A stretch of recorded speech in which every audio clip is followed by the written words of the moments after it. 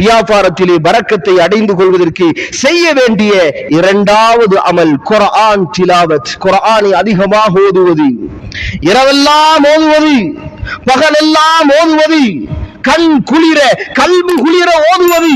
குர்ஆன் ஒரு மனிதனுடைய வாழ்க்கையிலே ஓதப்பட்டால், ஒரு மனிதர் குர்ஆனை அதிகமாக ஓதினால் அல்லாஹ் வாழ்க்கையிலே எல்லா நலவுகளையும் கொடுப்பான். யார் ஒருவர் அதிகமாக குர்ஆனை ஓதுகிறாரோ அல்லாஹ் அவருடைய உள்ளத்திலே இருக்கக்கூடிய கவலைகளை அடைத்து விடுகிறான். யார் ஒருவர் குர்ஆனை அதிகமாக ஓதுகிறாரோ அல்லாஹ் அந்த மனிதனோடு நேசம் வைக்கிறான். யார் ஒருவர் குர்ஆனை அதிகமாக ஓதுகிறாரோ அல்லாஹ் பொல்லாத பயங்கரமான நோய்களை விட்டு அவரை பாதுகாக்கிறான். யார் ஒருவர் குர்ஆனை அதிகமாக ஓதுகிறாரோ அவருடைய வாழ்க்கை மனமாகும்.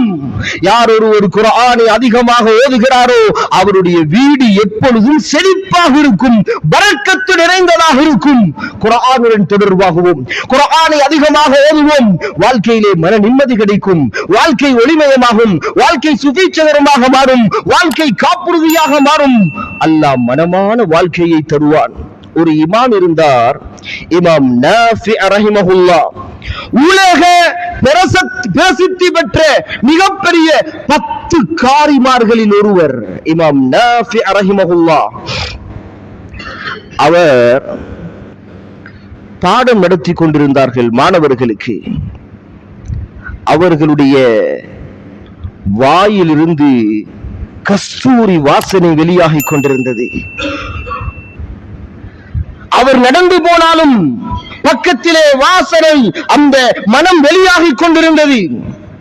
மாணவர்கள் எல்லாம் கேட்டார்கள், உஸ்தாத் என்ன அத்தரை யூஸ் பண்ணுகிறீர்கள், என்ன அத்தரை பாவிக்கிறீர்கள், மனம் வந்து கொண்டிருக்கிறது, ஸ்பெஷலான ஒரு மனமே, இதற்கு முன்னால் அப்படியான நறுமணத்தை நாங்கள் நுகர்ந்ததே இல்லையே.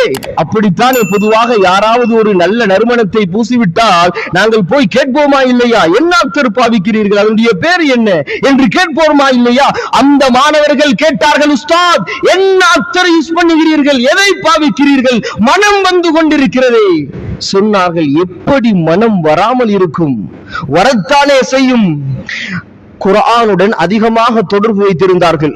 இரவெல்லாம் அதிகமாக குர்ஆன் ஓதுவார்கள். இமாம் நாஃபி ரஹிமஹுல்லாஹ் அவர்கள் சொல்கிறார்கள், ஒரு நாள் நான் தூங்கிக் கொண்டிருந்தேன்.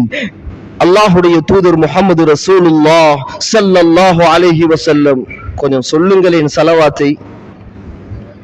நபிகள் நாயகம் ஸல்லல்லாஹு அலைஹி வஸல்லம் அவருடைய பெயர் சொல்லப்பட்டால் ஸலவாத்து சொல்வதற்கு மறந்துவிடக் கூடாது. எந்த சபையிலே அதிகமாக ஸலவாத்துகள் ஓதப்படுகிறதோ, உச்சரிக்கப்படுகிறதோ, அந்த சபைக்கு அல்லாஹ்வுடைய அருளும் மக்ஃபிரத்தும் பரக்கத்தும் ரஹ்மத்தும் வானலோகத்திலிருந்து கொட்டிக்கொண்டே இருக்கும், பொழிந்து கொண்டே இருக்கும். அதிலும் இன்றைய நாள் வெள்ளிக்கிழமை நாள், ஸ்பெஷலாக ஸலவாத்துகள் ஓத வேண்டிய நாள். அதனால் அதிகமாக ஸலவாத்துக்களை சொல்லிக் கொள்ளுங்கள். சொல்கிறார்கள் இமாம் நாஃபி ரஹிமஹுல்லாஹ், நான் ஒரு நாள் தூங்கிக் கொண்டிருந்தேன். கனவிலே நபிகள் நாயகம் ஸல்லல்லாஹு அலைஹி வஸல்லம் அவர்களை நான் கனவிலே கண்டேன். எனக்கு அருகாமையிலே வந்தார்கள், மிக நெருக்கமாக வந்தார்கள். என்னுடைய வாயும் அவர்களுடைய வாயும் பக்கத்திலே இருந்தது. பக்கத்திலே நபிகள் நாயகம் ஸல்லல்லாஹு அலைஹி வஸல்லம் குர்ஆனை ஓத ஆரம்பித்தார். அதற்கு பிறகு மறைந்து விட்டார். நான் கண் விழித்தேன். கண் விழித்த நாளில் இருந்து இன்று வரைக்கும் என்னுடைய வாயிலிருந்து மனம் வெளியாகிக் கொண்டிருக்கிறது. அல்லாஹு அக்பர்.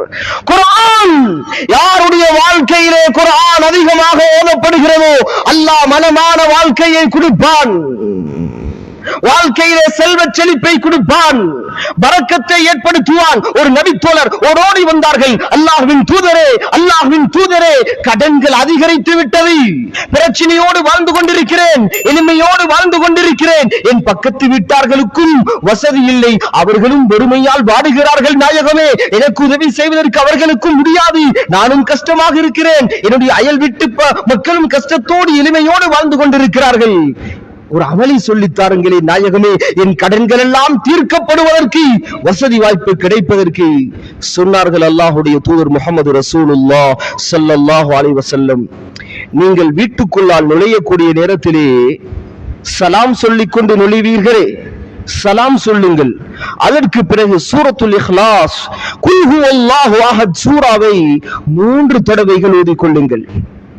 அந்த நபித்தோழர் அந்த ஹதீஸை படித்தார்கள், அந்த உபதேசத்தை கேட்டார்கள், வீட்டுக்கு சென்றார்கள். அன்றிலிருந்து அந்த அமலை தொடங்கினார்கள். இந்த ஹதீஸை அறிவிக்கக்கூடிய சஹாபி சொல்கிறார், நாயகம் அந்த ஹதீஸை சொல்லிக் கொடுக்கும் பொழுது நான் அந்த சபையிலே உட்கார்ந்திருந்தேன். அந்த நபித்தோழர் வந்து கேட்கும் பொழுது அவருடைய வறுமையால் அவர் சொல்லும் பொழுது நான் உட்கார்ந்திருந்தேன், அவரை பார்த்தேன். சில மாதங்கள் கழித்து அந்த நபித்தோழர் அவர் வந்தார், அந்த சபைக்கு வந்தார். அந்த நேரத்திலும் நான் உட்கார்ந்திருந்தேன் அந்த சபையிலே. அவர் வந்து சொன்னார், நாயகமே நீங்கள் சொல்லி தந்த அமலை நான் வாழ்க்கையிலே விடுபடாமல் செய்தேன் நாயகமே. அல்லாஹ் என் கடன்களை அடைத்து விட்டான், வசதியை தந்து விட்டான். நான் செய்த அமலுடைய பரக்கத்தின் காரணமாக என்னுடைய பக்கத்து வீட்டார்களுடைய எளிமையும் போக்கப்பட்டு விட்டது, அவர்களுக்கும் அல்லாஹ் வசதியை கொடுத்து விட்டான் என்று சொல்கிறார்கள். சுப்ஹானல்லாஹி ரப்பில் ஆலமீன். ஆம், குர்ஆன் அவ்வளவு அற்புதமானது. குர்ஆன் பரக்கத்தை இழுத்துக் கொண்டு வரக்கூடியது. குர்ஆனிலே சில சூறாக்கள் இருக்கிறது. அந்த சூறாக்களை யார் ஒருவர் விடுபடாமல் பேணுதலாக பக்குவமாக தொடர்ந்தேச்சியாக ஓதி வருகிறாரோ அல்லாஹ் வாழ்க்கையிலே பரக்கத்தை கொடுப்பான். தரித்திரியம் வராது, பஞ்சம் வராது. அப்துல்லாஹ் இப்னு மஸ்ஊத் ரலியல்லாஹு அவர்கள் அறிவிப்பு செய்யக்கூடிய ஹதீஸ், யாருடைய வீட்டிலே சூரா வாக்கியா ஓதப்படுகிறதோ லம் துஸிபுஹு ஃபாகத்துன் அபதா, அந்த வீட்டுக்கு வறுமை வராது, வறுமை வராது. அப்துல்லாஹ் இப்னு மஸ்ஊத் ரலியல்லாஹு அவர்கள் இந்த ஹதீஸை அவர்தான் அறிவிப்பு செய்கிறார். ஒரு மூத்த சஹாபி நோய்வாய்ப்பட்டு சக்கராத்திலே இருக்கிறார்கள் வீட்டிலே. சவுதி அரேபியாவுடைய பிரசிடென்ட், நாட்டுடைய சக்கரவர்த்தி, முஸ்லிம்களுடைய சக்கரவர்த்தி உஸ்மான் ரலியல்லாஹு அவர்கள் நோய் விசாரிப்பதற்கு வருகிறார்கள். அவர்களுடைய நண்பரும் கூட வந்து வீட்டை எல்லாம் சுத்தி பார்க்கிறார்கள். அல்லாஹ் அவர்களுக்கு 8 பெண் குழந்தைகளை கொடுத்திருந்தான். இன்று 2-3 பெண் குழந்தைகளை பெற்றெடுத்து விட்டாலே சிலர்கள் தலையிலே கை வைப்பார்கள். 8 பெண் குழந்தைகளுடைய தகப்பன் அப்துல்லாஹ் இப்னு மஸ்ஊத் ரலியல்லாஹு அவர்கள் வந்து பார்க்கிறார்கள். ஜனாதிபதி வீட்டையெல்லாம் பார்த்துவிட்டு சொல்கிறார்கள், நண்பரே, சக்கராத்திலே இருக்கிறீர்களே, பெண் குழந்தைகள் எல்லாம் இருக்கிறார்களே, நீங்கள் மௌத்தாகிவிட்டால், மரணித்து விட்டால் அவர்கள் வறுமையால் வாடி விடுவார்களே, அதனால் நான் உங்களுக்கு ஒரு ஏற்பாடு செய்து தரப் போகிறேன். என்ன தெரியுமா? அரச நிதியிலிருந்து மாதா மாதம் உங்களுக்கு பணம் வருவதற்கு ஒரு ஏற்பாடு செய்து தரட்டுமா? நான் ஒரே ஒரு கையொப்பம் தான் இடுவேன். நீங்கள் மௌத்தாகினாலும் மாதா மாதம் வீட்டுக்கு பணம் வந்து கொண்டிருக்கும். எப்படி இருக்கும்? எங்களுடைய வீட்டுக்கு இப்படி யாராவது ஒரு அதிகாரி வந்து சொன்னால் எங்களுடைய பதில் எவ்வாறு இருக்கும்? அந்த நபித்தோருடைய பதிலை பாருங்கள். சக்கராத்திலே அப்படியே கண்ணை விழித்து கண்ணை திறந்து ஜனாதிபதியை பார்த்து சிரித்தார்கள். சிரித்துவிட்டு என்ன தெரியுமா கேட்டார்கள்? உங்களுக்கு தெரியாதா யாருடைய வீட்டிலே சூரா வாக்கியா ஓதப்படுகிறதோ அவருடைய வீட்டுக்கு வறுமை வராது என்று நபிகள் நாயகம் ஸல்லல்லாஹு அலைஹி வஸல்லம் சொல்லி இருக்கிறார்களே. எங்களுடைய வீட்டிலே ஒவ்வொரு நாளும் சூரா வாக்கியா ஓதப்படுகிறது. என்னுடைய பெண் பிள்ளைகளுக்கு நான் இதை கற்றுக் கொடுத்திருக்கிறேன். கற்றுக் கொடுத்தது மாத்திரமல்ல, கட்டளையாகவும் இட்டிருக்கிறேன். பிள்ளைகளே ஓதாமல் தூங்கக்கூடாது. அதனாலே ஜனாதிபதி அவர்களே, உங்களுடைய எந்த பொருளாதார உதவியும் உங்களுக்கு வேண்டாம். அல்லாஹ் ஒரு நாளும் வறுமையை தரமாட்டான், பஞ்சத்தை தரமாட்டான். நாங்கள் சூரா வாக்கியாவை ஓதிக் கொண்டிருக்கிறோம் என்று சொன்னார்களே. எங்கே இந்த ஈமான்? இந்த ஈமான் கற்பிக்கப்படுகிறதா? சஹாபாக்களுடைய சரிதைகளை எல்லாம் படிக்கிறோமே. சஹாபாக்கள் அடைந்த ஈமானை அடைந்து கொள்வதற்காக தௌஹீதின் தூணேந்தி தரணியெல்லாம் பவனி வருகிறோமே. எத்துணை பேருடைய வீட்டிலே சூரா வாக்கியா ஓதப்படுகிறது. அதனாலே நியத்து வையுங்கள், இன்ஷா அல்லாஹ் இன்றைய நாளிலிருந்து எங்களுடைய வீடுகளுக்குள்ளால் நாங்கள் சூரா வாக்கியாவை ஓதுவோம். வீட்டிலே இருக்கக்கூடிய தாய்மார்களுக்கு, பெண்களுக்கு, பிள்ளைகளுக்கு இவைகளை போய் சொல்லிக் கொடுங்கள்.